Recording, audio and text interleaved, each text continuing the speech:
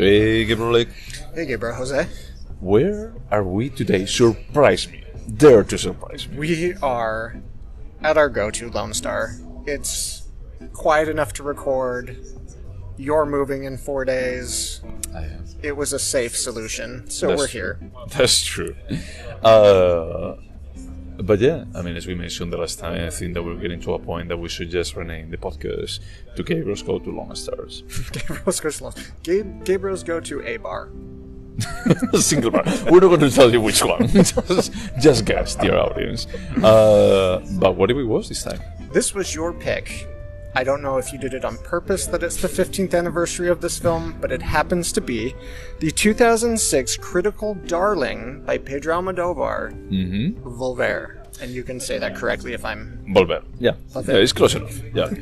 What was the last movie? We watched Scenic Dog, New York. That was the last one. Yes, that was the last one. Yeah. I honestly don't know why I connected these, but this was like for a very, very long time pending on the list. I wanted to rewatch it because Why? Tell me. Because I know that you actually like Pedro Almodóvar. I mean, you do. I do. Yeah, you gave it like a 9.5 to the Human Voice. Nearly a perfect film. Yeah, even if it's a short. It's not even a film, but it's almost perfect as a film. And the thing is, Volver, when we talk about Almodóvar movies, that's a movie that you always express not really love for it, more like disdain. You express disdain about it. I thought it was absurd, and it didn't connect the absurdity with the genius I generally associate with Pedro Almodóvar. That very distinct style, the mixture of like drama and comedy, and well, we'll get into it. But this is a film that I was never connected with. Yeah. For me, it was like probably before Pain and Glory was my favorite one. You know, like chronologically. I mean, my favorite one out of all of them is All About My Mother, as I told you like many times. But I was like just surprised, and I wanted to actually just discuss it on air with you. I want you to actually just look me in the eyes and tell me like this movie is dumb. And here we go. Okay, what is this movie about then? No, just a little bit of history. I was very young when this came out, like 22. 15, you were like what, like 3? Yeah, I mean, I was just 6, because you're having just a beer. learning how to walk. And, sorry. I don't know. I definitely was not as aware of Pedro Almodóvar at that point, so I'm hoping you can guide me. I think this is the film that really put him on the map in America. But I didn't know if he had another hit. I mean, All About My Mother was successful, but Volver was like a mainstream hit here. Wasn't that maybe because also like Penelope Cruz was already like, really popular at that point, and I think that this is like the movie for me that it actually just makes Penelope Cruz. I mean, she has been in like many different movies, but this is like the first adult role that I see from her that she nails. You know. Yeah, I can see that. Yeah, and it's before Big Cristina Barcelona. I mean, I liked Broken Embraces more, but... Oh my god. That was a joke. Hopefully. Because I remember like going to the cinema to watch that and I said, no. What are you thinking? I took my brand new stepdad, who is like an alpha jock type, to Broken Embraces alone for like the first time we hung out. It was not a nice experience. I bet. So, synopsis. Yep, please, go ahead. All right. So the film opens and we meet Raimunda and Sole, two sisters who both live in Madrid, but they're visiting La Mancha, both to clean the grave of their mother, which it seems to be some sort of tradition in that area, but also to visit their aunt, which they love very much, who has dementia. That is played by Chus Lempreave. Yeah. That you actually can see her like in many different movies by him. Yes. So the aunt Tia Paula, who is very clearly losing her marbles, but she's speaking about the sister's mother as if she's alive, and it's confusing, but it's understandable because she's losing it. And Raimunda has a daughter also named Paula. She named her after the aunt that she loves so much. We assume. We assume, yeah. And Sole is single in Madrid, right? Sole, yeah. And Raimunda She has She's a married, husband. yeah. Yes, back in Madrid. Paco? Pedro? Paco. Yeah. It was Paco. So the two sisters return to Madrid, and relatively immediately Paula, the daughter, ends up killing Paco, who she believes is her father, because he tried to rape her. Correct. And while he tried to rape her, he's like, I'm not your real dad, it's fine. And Paula ends up killing him. Raimunda comes home, and she is trying to figure out how to protect her daughter, and they decide, she decides to put the body into a freezer at a local restaurant, and then at some point... A local restaurant that doesn't belong to her. Right. She basically just takes over. She's friends with the owner, who decides to leave town for a little bit. He gives her the keys. Yep. It was a very nice opportunity for her. Yeah. And at the same time, she started just serving food for a filming crew. She decides to make a little bit of money catering for a film crew, which is very serendipitous because Paco died. She doesn't have a lot of money. They're a relatively poor family. At least that's what they say in the film. Yeah, it's like a working class family. So immediately after discovering that the young Paula killed her father or her father figure, they get a call that Tia Paula dies, and she just can't go to the funeral because she has to cover up this murder. Yep.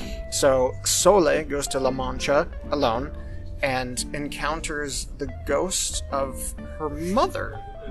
The ghost, quote unquote. Quote unquote. So there are like several things that I think that you miss. Is that they mention that the village, it has like this crazy wind that it actually just makes people insane, quote unquote. It's a bit more about like just the diagnosis of insanity that they have on the village. Percentually is like significantly higher than the rest of the country.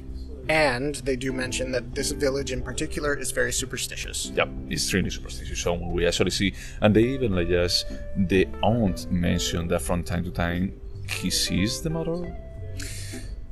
Sole? Oh, Tia Paula. Tia Paula, yeah. Yeah, she said, "Oh, don't worry. The mother's like doing the cleaning. Everything's great. Yep, I can live here alone. Everything is fine." And they notice other weird things, like there's an exercise bike, which it just doesn't make sense. Yep. And several people in the village actually say that they saw the ghost of the mother. Yes, so there's been sightings of the ghost. So Sole, they do the funeral, which I would like to ask you a little bit later about the traditions and what, it's a very beautiful but sad scene, the funeral itself. And Sole encounters the ghost and is just kind of freaked out, but then kind of dismisses it. And then she goes back to Madrid and she finds out the ghost hid in the trunk of the car. Yep. And got out, and... The ghost. The ghost. Okay. The quote-unquote ghost. Yeah. And so Sole tells her, and Sole fully believes she's a ghost at this point, that she can work in Sole's hair studio. Illegal hair salon. Illegal hair salon, yes. But she has to pretend that she's Russian and doesn't speak any Spanish. And that works for a while. But Raimunda, Penelope Cruz, does not know that the ghost is aware, so... Sole is trying to hide it, and then also Paula, Raimunda's daughter, becomes very close, and they're all hiding it from her. And as the plot moves on, you find out that Raimunda hated her mother, or was very upset with her mother. She felt betrayed by her mother. She felt betrayed, and they were not on good terms when Paula... but there is a reason for that. There is, but we don't find that out until the very end. Yeah. So there's just a lot of questioning and... Yeah. Also, you have the neighbor, like the daughter of the hippie of the village. Yeah, so next door to Tia Paula was this is just such a nice character, Agustina, that I enjoyed so much. I really like that actress, Blanca Portillo. She's fantastic. I saw her in a theater piece last year, when I was in Spain. He was doing Miss Dalloway.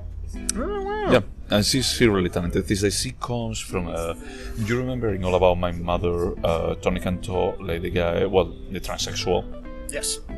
So he's also from the same TV show. They became famous in Spain through the same sitcom. They were originated a lot of many different good actors out of that. It was like a launch pad. You remember in Habla con ella, the guy, the nurse, and also I'm so excited, the main flight attendant.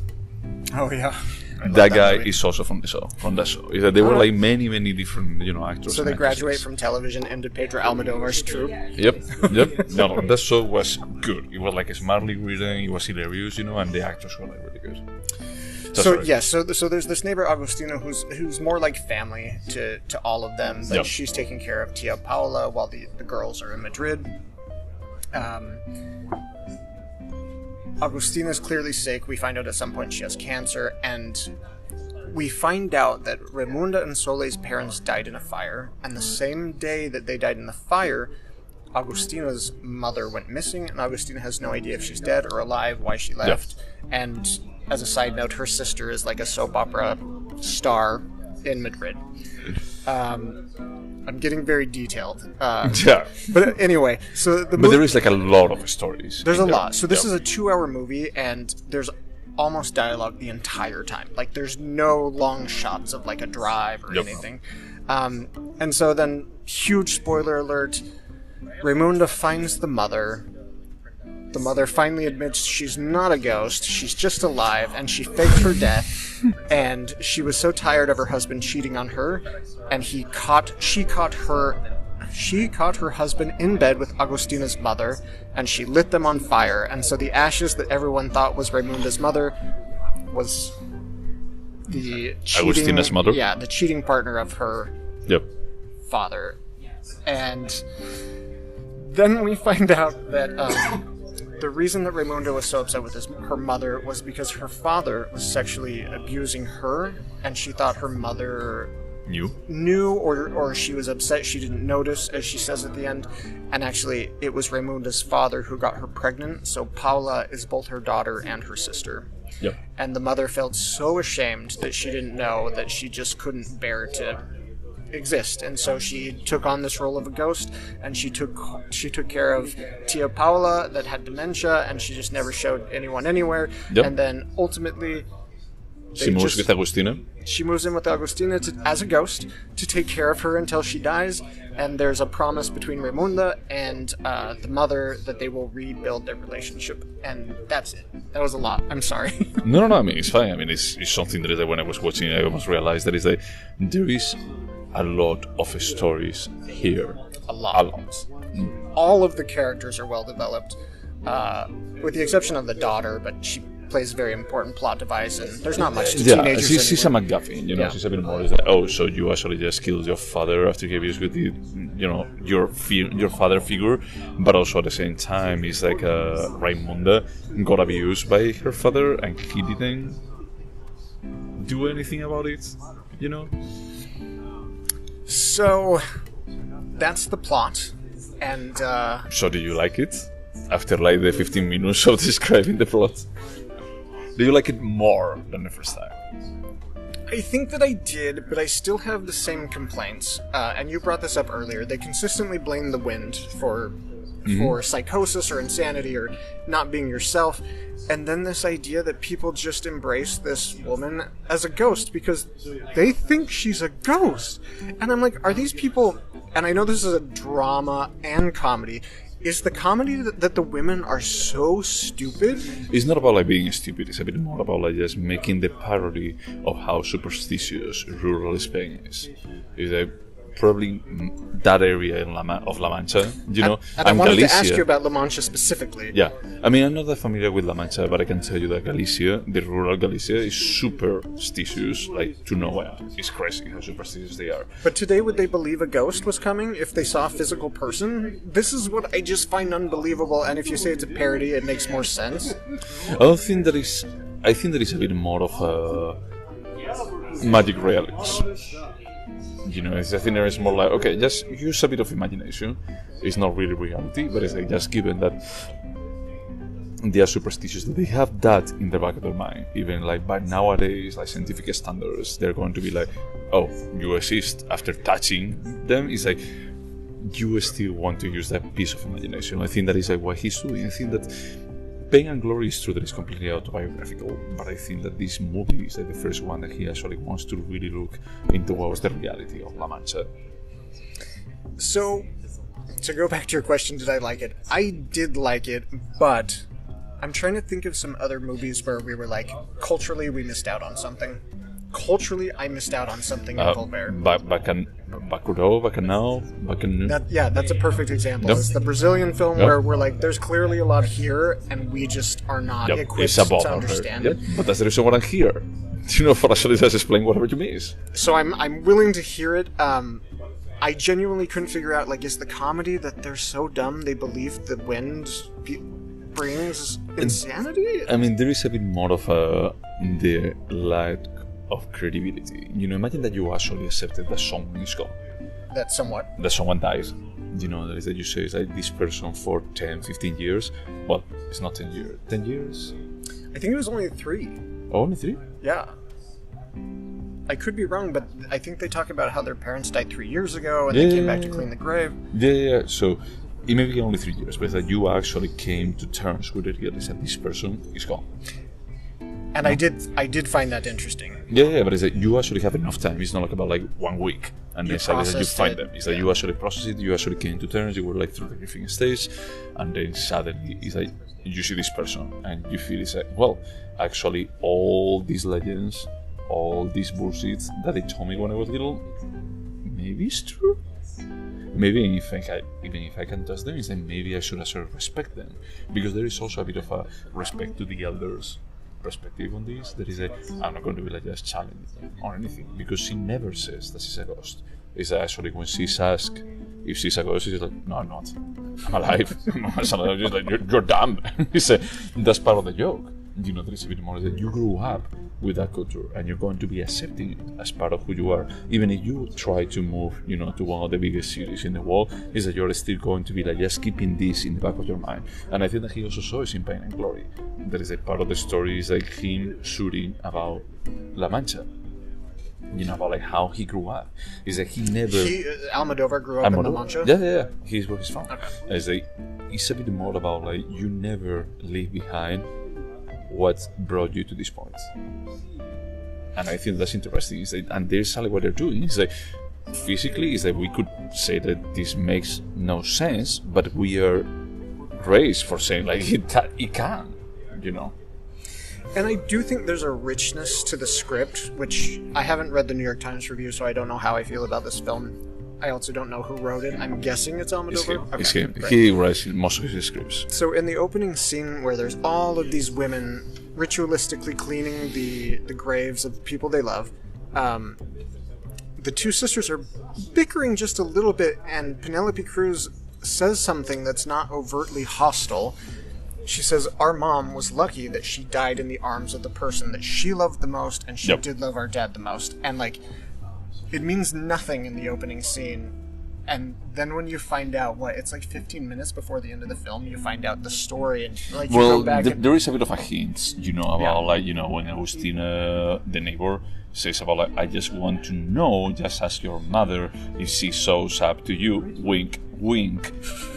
And there is also like so Agustina knew, and this illustrates my problem is I didn't know what was real and what wasn't. Well, I mean, everything is real. Everything is real. It's a bit more about like how did they say to take it. It's a thing that is like, and Agustina said is that look, we don't air our problems on TV. We actually solve it inside. Is that we don't have to just share it with the world. Is that I'm pretty sure that she knew is that for just asking openly about it. Is that look, my mother disappeared the same day that your parents burned down. There's a bit of a coincidence, and she's like just. Is that if your mother shows up, is that why don't you ask her what happened? So at the end, when the mother walks into Agustina's home and says, I'm here to take care of you until the end. Yeah, she Agustina knows. Knew? Yeah. Okay, see, this is where I didn't know. Like, I just didn't know. I'm pretty sure that she knows, but it's a bit more about like just the playing along, is that because if she's actually alive, you could actually say that I should actually just hold her accountable for just fucking murdering my mother. I also find very interesting, not to go too far off what we're talking about, like this projection in Spanish cinema. I know that it's not real life in Spain, but I just feel like the emotional intelligence of Spaniards, if it's even close to what Pedro Almodóvar shows, it's so brilliant, and it's not how Americans would react at all, so they can look past like wrongdoings or like injustices that have occurred, and they like value relationships. There is also rancor. Is rancor? No. Rancor. Yeah. There is also rancor. It's like I wouldn't actually generalize. Like this is a bit more of a like neat, tight community that they are like pretty close to each other. But I wouldn't generalize that. And is that realistic? So the mother, after she kills her husband and his mistress, she walks in the wild, walks in nature for like 3 days, hiding like an animal. Ultimately, she's like, I need to turn myself in. So she goes home to say goodbye to Tia Paula, and Tia Paula just welcomes her in as if nothing had happened. And she fully expected the mother to be punished. Like the police would come, and they didn't, because of this close-knit community where they don't involve the police. That's something from the villages, from small villages. So that's realistic. They're realistic. I mean, I don't know if nowadays it will be the reality, but it was something that is. I can tell you there are like other movies in Spain about like just specific rural areas or villages. They prefer to solve their problems as internal affairs. Do you remember the Danish film we watched, Frig Tillig Lig Tillig? Happiness? Terribly Happy. Terribly Happy, yeah. It reminded me, exactly. It was like, this is a happy version of this. yeah, that one was not that happy. But yeah, it's something.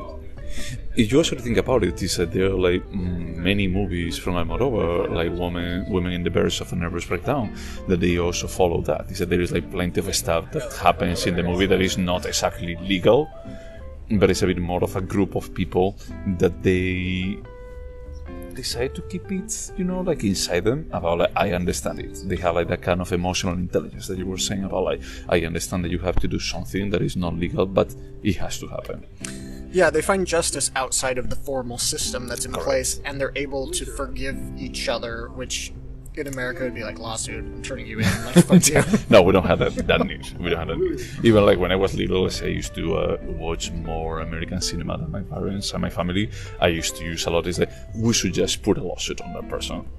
It was like my parents used to use like, you would just solve everything with a lawsuit. They say, yep, I was already American. As a side note, my father was in a terrible work accident last year, but not because of any negligence from his employer, not because of him, it was just an accident. Yeah. And all of my very rural family is telling him, you have to sue. Like, there's going to be some big payout. Like, to actually get a payout, you have to prove consistent negligence and that there were... And no, everyone in America just thinks, no, just sue and you'll get a payout, well, you don't have to work ever again. I think that I told you that my sister actually broke her arm. And I told her, the first thing that I told her is like, you have to sue the supermarket where you actually just broke the arm. And I told her, it's not about making money, it's just try to prevent that something like this happen again, because this is clearly a negligence from their side. Yeah. But no, people in Spain wouldn't actually do that. Is they don't have so much of that mentality. So, overall, and I don't want to get to scoring it right now, this doesn't even... These are not... It's not my favorite Almodóvar film, and it's not in, like, the top 5. That being said, I can see... Top 5? Just give me 5, then. That they're better than this. Julieta. Oh my god, okay. You didn't like that one? I found like the disjointed stories. I felt like that this is a collection of sorts. But that ending, man. That ending. Are you coming back like with a touring horse? Like 3 hours. Pain and Glory is my favorite of his film. No, that's We good. joke a lot. I liked I'm So Excited. I know. Judge away. You're going to burning hell. I liked The Skin I Live In. I my liked God. Women on the Verge of a... You didn't like it so much. But I liked it better than Volver. I loved All About My Mother. For some reason, I own 2 copies of that. I gave you one for Yeah, one of I your know, birthdays, and I don't okay? know where the other one came. Anyway, that being said, I do see this as a good film. I missed a lot culturally, a lot. But I see it as a stepping stone between kind of that, like, more wild and expansive style he had up until then, like All About My Mother, and then he pivoted to what I would call slightly more serious films, or maybe Like I'm So Excited. Because not that's that after one, worse. But if you think about The Skin I Live In, it doesn't have that same, like, rawness. Because he didn't write the script for that one. He was like one of the very few that he didn't write the script. Okay, but let's move on to Julieta. He didn't write the script. He's Okay. adapted. What about Pain and Glory? He didn't write the script. His style pivoted, and Volver is like the pivot. I feel You like. remember like when both of them they get like super high and they don't go to the opening. Uh-huh. That's pretty stupid. Right, but in terms of the tone, maybe the source material isn't great, but he pivoted to something that was more. I'm sure he believes it's elevated, and I also think it's elevated for the most part. Maybe not the skin I live in. Okay. I mean, I'm sorry. The skin I live in is like I cannot respect it as something elevated. I think that this is elevated, and I think that it still respects like a bit of the campiness that he had in the earlier times. And the same thing with Todo sobre mi madre, All About My Mother. I think that is like the perfect mixture. Pain and Glory, I felt like it was more serious, but more serious doesn't mean that it's better or more elevated. I agree with you, and I will say that I didn't detect any campiness in Volver. Mm-hmm. I think it's so culturally, like, I don't know how to say this, like, Spanish, that I couldn't tell when it was supposed to be humorous and when it wasn't. What about All About My Mother? That's campy as shit, yeah. But what I mean is, like, did you actually have like any situation about like this is more about like the cultural reality of that country? For me, and this is coming from an ugly American, so like, judge me for my ignorance. You're not ugly. In your heart, you're beautiful. I think that for me personally, Volver wasn't able to transcend the limits of cultural kind of experience. That could be a reflection on me. Obviously, the rest of America seemed to love Volver. And again, I can recognize that it's a good film. It just, for me, failed to reach its lofty ambitions. Oh, no, that's fair. I mean, it's true that my experience with this movie is going to be, like, by definition, different than yours. Yeah. Because I actually come from that country. So it's like, for me, it's like all of these, there's like many things that is like, yep, that's the kind of authentic stuff that I expect to see. Is that I come from an area that is also like super superstitious, communities are extremely like close-knit together, and these things actually do happen. You know, so I felt like I can see this. I mean, some of the stuff is completely dumb, of course, about like the sister Soledad, just believing that she's a ghost. That is you're a bit dumb. And these are like women that have like, they're wonderfully developed as characters. They're passionate, they're smart, they're like, I can empathize with them. And then they're like, wait, she genuinely thinks that a ghost snuck into her trunk and then she gave that ghost a job? What the fuck am I supposed to think here? He lives in the case room. Look, I think that once again, is what I was telling you, is a bit more of the reality of not wanting to accept something. And now that you kind of bring that perspective, I can see more of like, it's more about denial, really. Correct. And I didn't get that. So well, it's a bit more about like, look, if I accept that you are alive, that means that you actually murdered your husband, probably. And abandoned her kids for 3 years, however long it was. Yeah, it's like, I don't want that. I prefer to just think that you came back. That is exactly what Volver means. It's like coming back. That you came back for just taking care of us. And I also found in that same vein, I found the fact that the mother, I can't think of her name, when she went to go take care of Agustina, I was genuinely touched. And I thought, this is such a nice storyline with Agustina. I loved all of the characters. I did like this film. I did like it. I just missed a lot, I think. That's it. No, that's right. So you mentioned earlier that also when Aunt Paula dies, there is a scene that you wanted to ask about.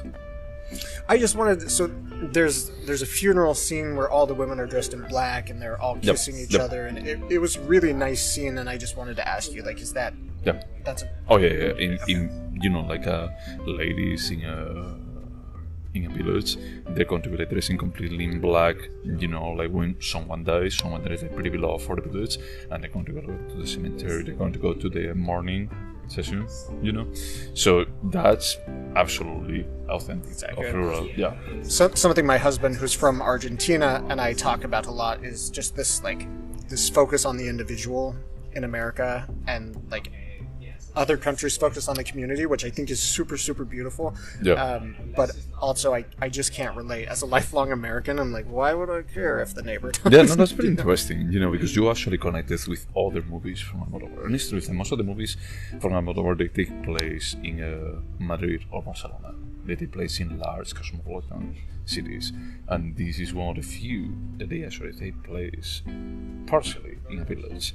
Is that Pain and Glory is memories, what they are like displaying, but they also show you like memories when Penelope Cruz is playing the mother, washing the clothes in the river and then dance and sing. It's like, yeah, that's way before my time. That's like in the 40s and 50s. Do you happen to know when Almodóvar left La Mancha and went to Madrid or Barcelona? Like 20 years old or something. He was in Madrid. Yeah, he actually moved there and he got involved into the movida madrileña, that it was like the revival of pop culture in Spain.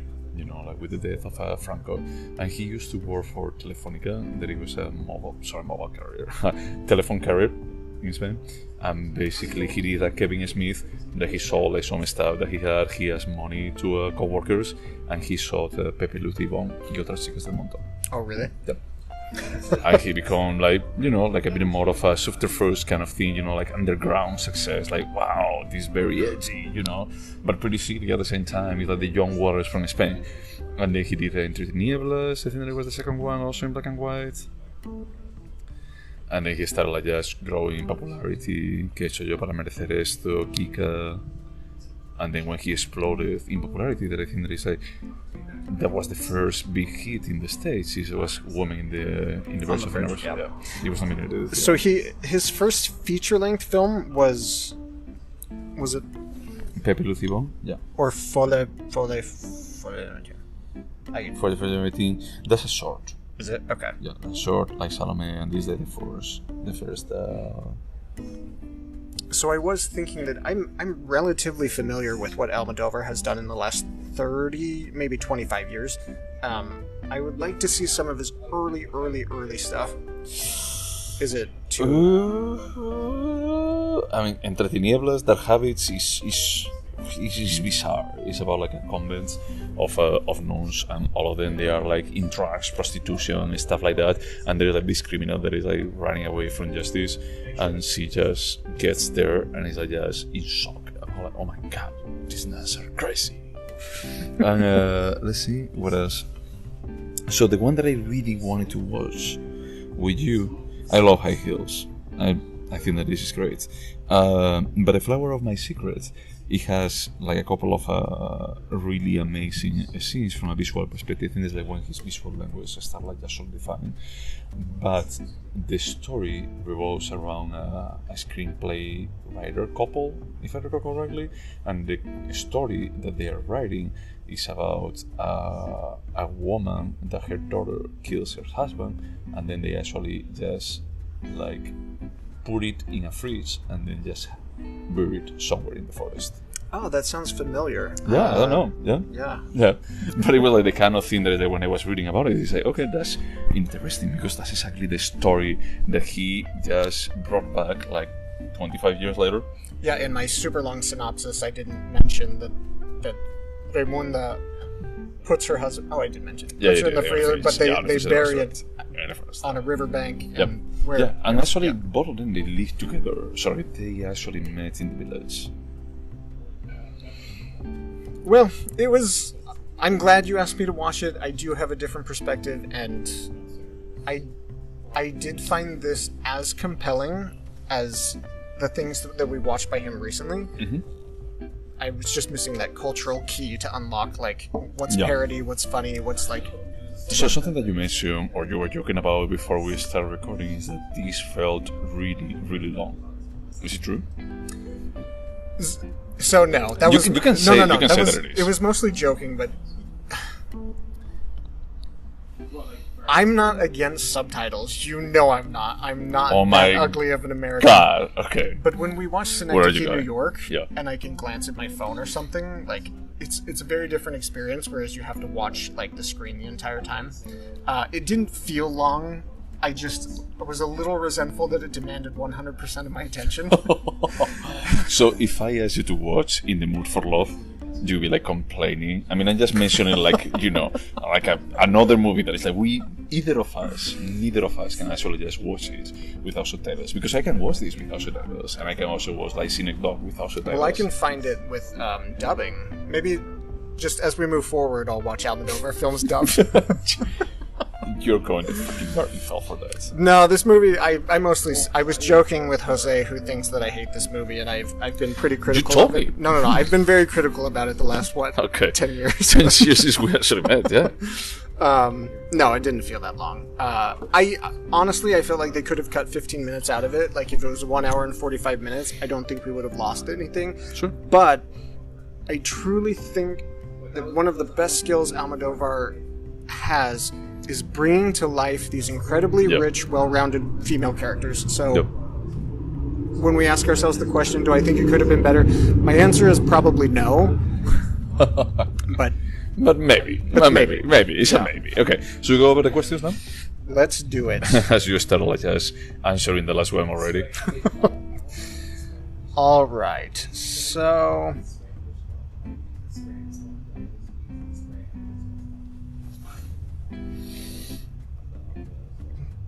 let me just find it. Sorry. Okay. Jose. Yes. Would you watch this again? Yes, I will. I would absolutely watch it again, especially after this conversation. And Did you watch it with Pablo? nope, I saw it in theaters in 2006. No, I mean like this time. Oh, no, I did not. It's like, no, I didn't watch it again. It's like I just watched it like 15 years ago. I don't remember everything. Well, I've only seen this twice. Yep. Yesterday and 2006. Okay. Yep. Would you recommend it? Yes. I mean, I recommend it to you. I mean, I felt like really surprised when I told you that, look, All About My Mother is my favorite about Almodóvar, but it's like Volver. I was pretty surprised because I didn't think that Penelope Cruz could be this actress. If you actually compare like the role that she does as a nun on All About My Mother on this, it's like night and day. It's like she actually has like more nuance, like a lot of nuance on this one. Her performance was incredible. Like the as you just said, the nuance that happens on her face, it's like watching an entire movie happen just with her facial expression. Don't you love that scene when they actually take the mother in and they're cooking all together, and she's asking, it's like, so were you always like that? And they're like, Did you always have a big chest? He's like, did you do something that? He's like, no, ma'am. What did you say? It's like the expression, like the voice and everything, and how she looks is like a bit more like innocent, almost like a kid, about like, what? And like annoyed at her parent, like as if she was a teenager. Yes, I mean, it felt like that's impressive because like we have like this character that is just trying to learn to survive by herself, and now she's regressing into that, and it's believable. And also the image that became synonymous with the film itself, it's just Penelope Cruz's face with a blank wall with tears in her eyes. It's such a beautiful moment, and I just felt everything I think I was supposed to feel by her performance. I was blown away. Yeah. Will you remember this? Yeah, I remember like most of it. I don't remember exactly the part about the singing, and I think that that's something that is still a bit weird. Let's not talk about that. Yeah, that was the most awful lip syncing I've ever seen. Yeah, that part he has done like in several movies. It's like High Heels. That is another movie that I love. It's like Miguel Bosé, that is a Spanish singer. He plays I don't know if he's like transvestite or transgender, and he sings songs from a very famous singer from my home area, Luz Casal, and the singing there is also like not good. And this was like a singer, a professional singer. Penelope Cruz is not a professional singer. And it was so different from her voice that I was like, it doesn't, But yeah, I mean, it looks aesthetically a thing that is like, sure, it looks good. It's fine. Yeah. I mean, I get it. There was a moment where she's coming out of her shell and experiencing life again. And I'm feeling like comfortable again. Yeah. Happy again. Yep. I will also remember this. I remembered everything but the restaurant storyline I remembered from 15 years ago. So, that's impressive. Is there anything artistic about it? Yeah, and I was thinking this, that there are like many scenes that there is not so much difference on the visual language that he uses in the human voice. And this is like it's pretty polished, pretty like just well thought, pretty like carefully planned. Everything about like I know what I'm doing on every single scene. And no, is that there is no fat here. You can see his genius, and I think even if this was English language and I were just to watch this movie without knowing anything about it, I would be like, this is like an Almodóvar film. Like this is like, it's so remarkably him. Is this a timeless piece? I think so. Because the story is like it takes place like 15 years ago, and I was doubting about like, was this like 10 years ago, just before I moved here? It's like, no, that was the King and Lady and Broken Embraces. Both of those, they were like the last ones. I'm gonna say yes, understanding that I missed some of it. I found it at least as beautiful as I did 15 years ago, probably more so. Like, this is gonna stand the test of time, no doubt. Yep. Yeah, definitely. Would you turn this into a TV show? Why? I mean, I don't think that there is any reason for turning this into a TV show. I mean, let me just think about like how would that play out. I mean, you could do like a 6-episode kind of thing, you know, but I don't think that you can do like a 4-season. And it would break my heart to like watch Pedro Almodóvar force this into like 5 cliffhangers and a resolution. Like, I feel like his medium is cinema. It's like full-length cinema. I haven't seen his shorts, but he does such good storytelling in a 2-hour period. He's good with shorts. But he also understands that it's like, instead of actually, I mean, you watch The Human Voice. I did, and it was amazing. Yeah. Is that he actually understands about like, I need to reduce, I need to just cut parts that I can develop in a movie. He understands that. You know, it's like I personally think that he's like the best director that we will ever have in Spain. Has he ever done a TV show? No. So, no, but it's like, you know, it's like I'm pretty sure that Netflix has reached out. I feel like, could it be cool? You want to come over? Yeah, make something in LA? We have Ryan Murphy. We can give you $500 million just to make a movie. So. Sadly. So I'm putting down no for both of us. Yeah. There's no point in making this a TV show. Yeah. Do you think this movie could have been better? No. I told you my answer is no, even though I didn't understand all of it.